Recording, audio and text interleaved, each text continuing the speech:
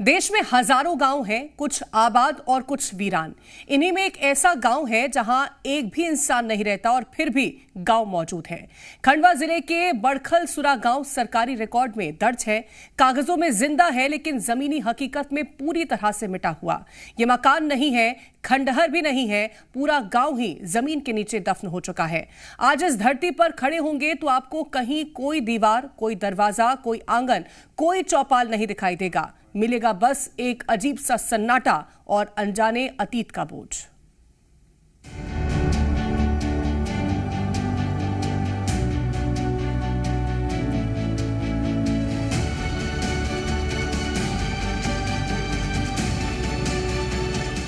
आज हम आपको एक ऐसा अजूबा दिखाने जा रहे हैं जिसे देख और सुनकर आप हैरान रह जाएंगे, आप चौंक जाएंगे।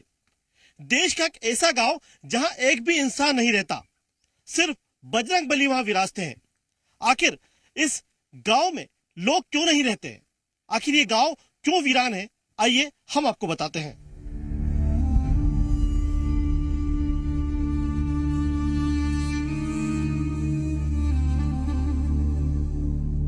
सौ साल पहले तक यह गांव भी आबाद था, रोशन था, पर कुछ ऐसा हुआ जिसके बाद पूरा का पूरा गांव भाग खड़ा हुआ, कभी ना लौटने के लिए।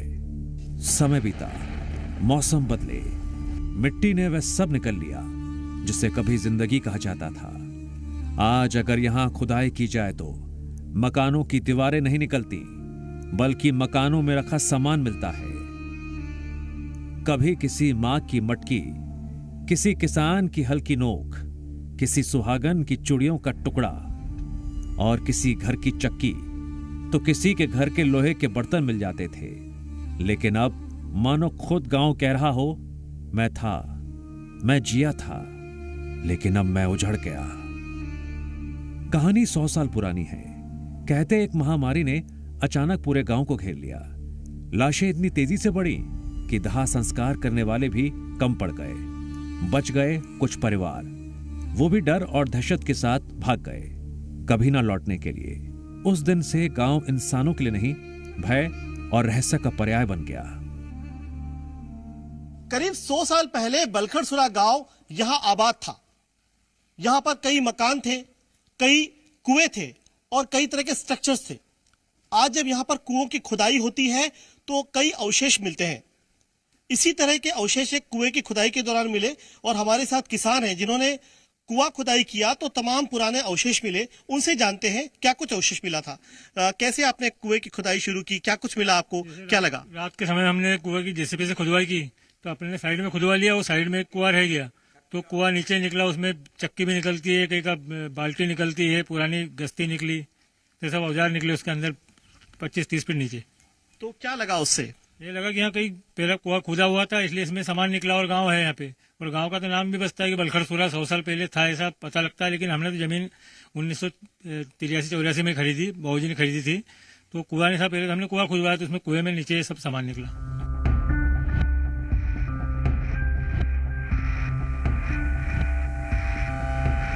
एक और हैरान करने वाली बात, गांव उजड़ा, लोग चले गए, पर श्मशान नहीं छोड़ा गया। आज भी इस गांव से जुड़े परिवार दूसरे गांव में बसे होने के बावजूद अपने प्रियजनों का अंतिम संस्कार यहीं करते हैं।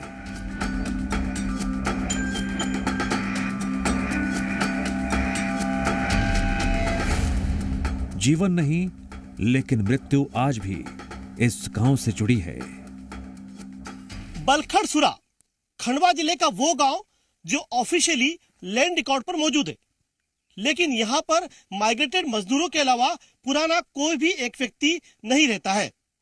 कारण उसका यह है कि यहां कई साल पहले, गांव वालों की माने तो करीब 100 साल पहले यहां कोई महामारी फैली थी जिससे कई लोग मारे गए थे और जो कुछ लोग बचे थे वो अपना घर बार छोड़कर पास के गांव छेगांव माखन में चले गए थे।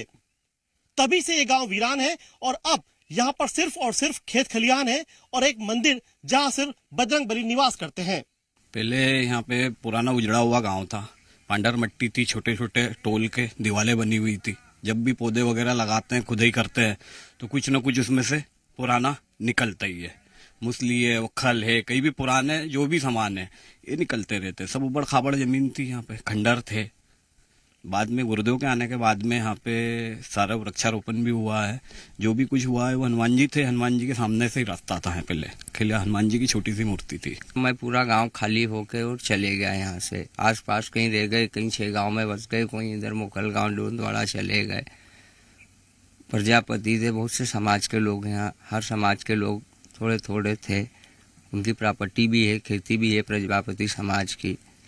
यही गांव से लगी हुई पूरी उनकी प्रजापति समाज की प्रॉपर्टी थी। तो कई सालों तक फिर डर बना रहा कि यहाँ इस इलाके में लोग सोते नहीं थे, ऐसा भी? पूरा वीरान था, बहुत बड़ा बड़ा घास ये खड़ा रहता था। यहाँ से निकलने में भी डर लगता था। ये जब अग्रवाल ओवरसीज बनी उस टाइम में तो इधर आने में भी डर लगता था। पूरे गांव की वीरानी के बीच एक जगह है जहां रोज दिया जलता है, बजरंग बली का मंदिर। कहते हैं 25 साल पहले नर्मदा परिक्रमा के दौरान एक साधु यहां रुके और फिर यहीं के होकर रह गए। लोग मानते हैं इस वीराने में भगवान की शक्ति जागृत है और वही इस धरती का संरक्षण कर रही है।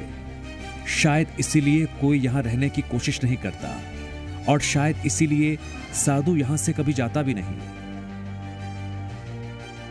यहाँ देखा बजरंग बली, प्राचीन हनुमान मंदिर है। बजरंग बली की बहुत सुंदर मूर्ति है यहाँ, लेकिन वो गांव वीरान हो गया तो मूर्तियाँ देवता सब ऐसे रह गए। तो फिर मेरा मन अंदर से नहीं माना यहाँ से आगे बढ़ने के लिए, तो मैं यहीं रुक गया। परिक्रमा पूरी करके फिर इसका जीर्णोद्धार किया। जमीन नहीं थी, जमीन की व्यवस्था की, खरीदा जमीन खरीद कर मंदिर में लगाया। कुछ पीछे की जमीन ये हमारे सेठ ताराचंद जी हैं, कपड़े वाले, मिल वाले, उन्होंने दिया। फिर इसका दोबारा से जीर्णोद्धार किया। 25 वर्ष हो गए मुझे यहाँ सेवा करते करते। प्राचीन देव है, यहाँ से ये उठ के 6 गाँव माखन बसा है, सोनूद पछाया बसा, 3 गाँव बसे हैं। बलखड़सुरा गांव में जब महामारी आई तो लोग एक एक करके मरने लगे। उसके बाद ये गांव पूरा वीरान हो गया। यहां बचे थे तो सिर्फ बजरंग बली और गांव के कई सारे देवी देवता।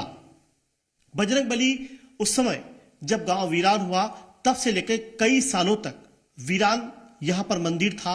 और उसके बाद पिछले 25 साल पहले यहां पर एक बाबा आए और उन्होंने उसके बाद इस मंदिर को यहां पर जीर्णोद्धार करने के बाद फिर से प्राण प्रतिष्ठा की और लगातार तब से पूजा अर्चना की। यहाँ के जो बाशिंदे हैं, जो बाहर रहने के लिए चले गए थे, वो अब यहाँ पर आने लगे हैं। अभिशप्त गांव की जो छाप लगी थी वो धीरे धीरे खत्म होने लगी है और लोग यहाँ पर शादी ब्याह और कोई भी मांगलिक कार्य होता है तो बजरंग बली को बकायदा न्योता देने भी आने लगे हैं। सरकारी दस्तावेजों में गांव मौजूद है, खसरे हैं, खेत हैं, जमीनें दर्ज हैं, पर जनसंख्या 0। 3 साल पहले पहली बार मंदिर और मरम्मत कार्य के लिए कुछ मजदूरों के नाम जुड़े, पर स्थायी निवास आज भी 0। कागज कहता है गांव जिंदा है, जमीन कहती है गांव मिट चुका है। हमारे छेगांव माखन में 2 गांव लगे हुए हैं, एक बलखड़सुरा है और एक छेगांव माखन है।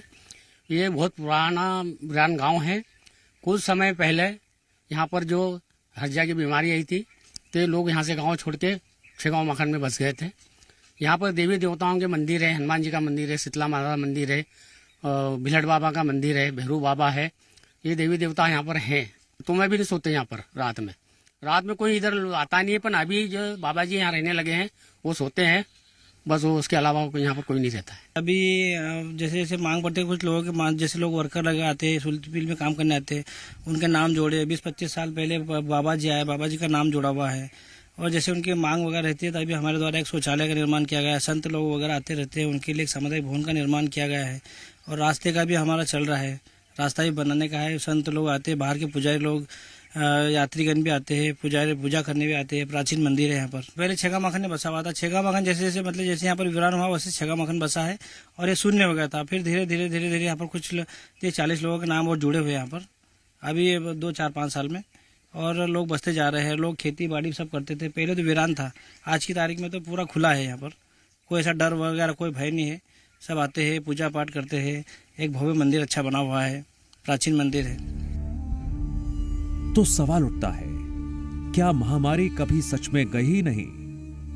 क्या ये धरती आज भी कोई छिपा हुआ डर समेटे हुए है, या फिर ये गांव देवताओं के संरक्षण सीमा बन चुका है, जहां इंसानों के कदम रुक जाते हैं? सच जो भी हो, बड़खल सुरा एक रहस्य है जो न सिर्फ इतिहास के पन्नों में बंद है, बल्कि आज भी मिट्टी के भीतर सो रहा है, सांस ले रहा है, मौजूद है।